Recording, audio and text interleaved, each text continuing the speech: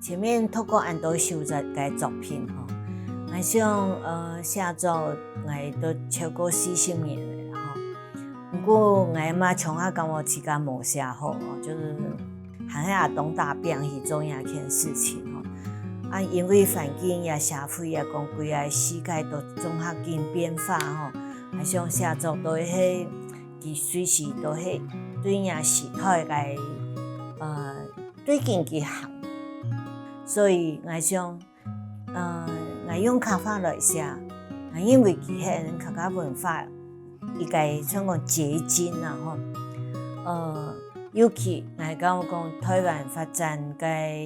像咱科技啊部分，不过我讲文学，敢讲迄比科技还较重要个一个所谓的晶片，所以我讲，迄面对讲，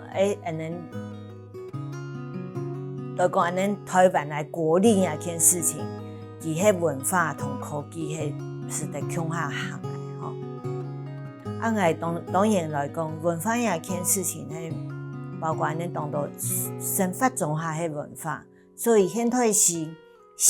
也讲小说也散文，也种种的文学，其实总爱写生发度的事情。